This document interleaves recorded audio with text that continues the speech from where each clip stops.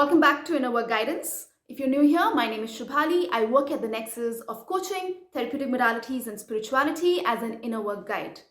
In this video, I'm going to share what does intimacy even mean, why you or your partner might be struggling with it, how intimacy can actually make or break your relationship, and how you can nurture your intimacy to nurture your relationship.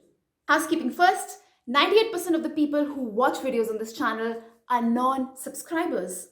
If you're one of the 98%, you know what to do. It's kind of the nice thing to do, isn't it? Okay, so what really is intimacy? Now, in general, when we think of the term intimacy, we tend to think romantic relationships. However, intimacy is not only limited to romantic relationships. Intimacy is this felt sense of closeness that you feel with someone. It's like, I know this person. I trust this person. I can be myself with this person. I can share myself with this person because I am safe with this person. You can feel this felt sense of closeness, this felt sense of intimacy in friendships and various other relationships too. So intimacy is not only limited to romantic relationships. I'm sure you would have experienced it in various other platonic relationships as well. So then, what is this whole deal of intimacy in romantic relationships? Well, for one, a romantic relationship tends to be much more enmeshed for most people. There are too many expectations, many conscious, and many more subconscious expectations that we have of our partners and they have of us. And that kind of makes sense. After all, romantic relationships can truly be portals of healing, evolution, and growth if we understand how to work in and with them. Everyone enters a relationship to have that deep connection, belonging, love, care, safety in another. All our unmet needs, desires from our childhood to be met in these relationships. By the way, are all your needs met in your relationship? Pause the video for a moment. Let me know in the comments below which ones are met, which ones stay kinda unmet. Okay, so if all of us want that deeper connection, that deeper sense of belonging, safety, then what goes wrong? Why do some of us struggle with intimacy?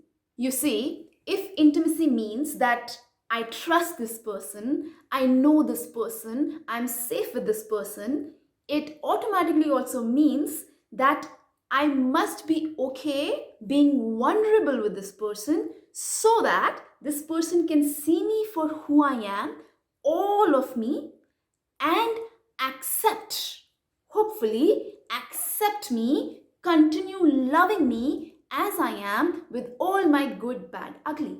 Side note, there is no bad and ugly, but that's for another day. Now, intimacy is of different kinds: physical, sexual, emotional, spiritual. What tends to happen in our romantic relationships is that we assume that physical and sexual intimacy will automatically turn to emotional intimacy. However, that may not be true for everybody. Not for everybody will their physical sexual intimacy lead to emotional spiritual intimacy. And of course, vice versa. All of these different intimacies will need to be tended to if you want to deepen them. Now, based on your relational needs, which is usually based on your attachment style, resolved, unresolved attachment wounds, you may or may not be comfortable with physical intimacy or sexual intimacy or emotional intimacy or spiritual intimacy. And similarly, your partner may or may not be comfortable with one or more of these intimacies. In the beginning of a relationship, it seems as if the intimacy is pretty high, pretty deep, because the intimacy is being driven not by conscious thinking people, but by the hormones, which is a natural process. However, after a point in time in your relationship, the hormones will go back to their baseline, which again is a very natural process.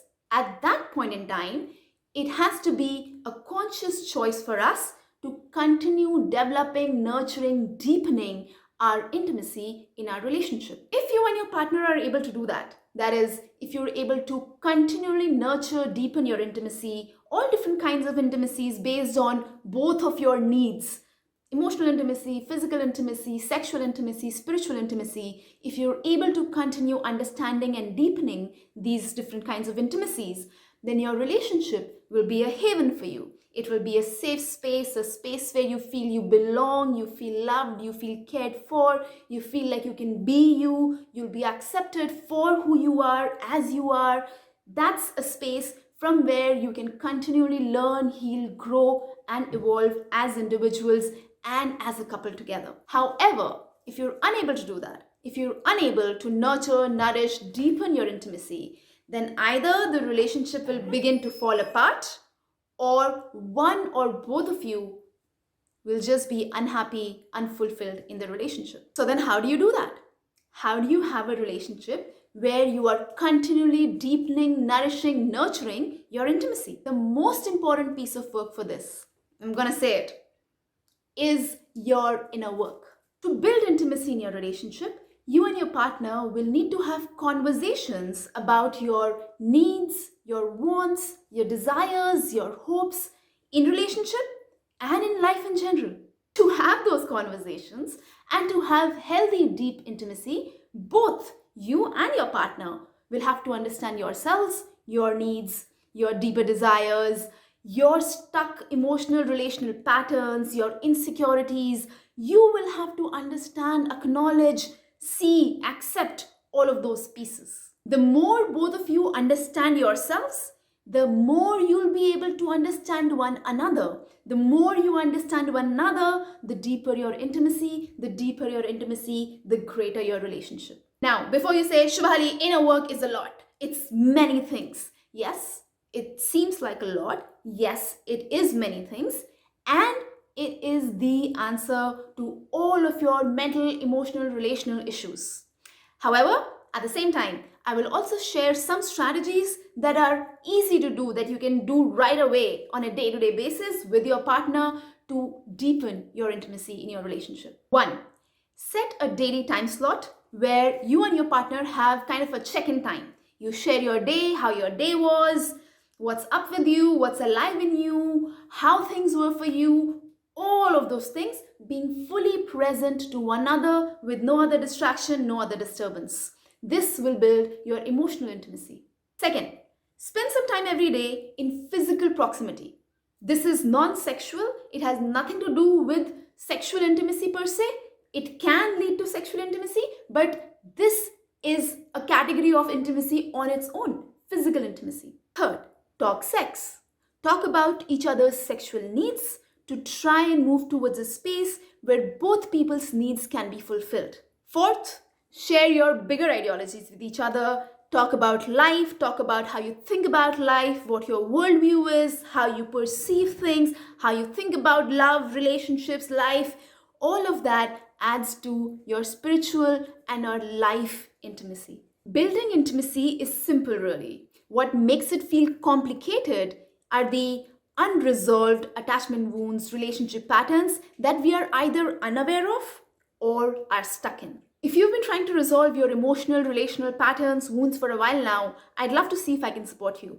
Book your inner work strategy call with me. Link is in the description below. Let's figure this out together. And if you haven't already watched it, you might like The Only Thing That Matters for a Good Relationship. All right? Let me know in the comments below how this video landed with you. If it was helpful, like, subscribe, share. With that, I'll see you next week with all things mental, emotional, and relational well-being. Until then, much, much love to you. Mwah.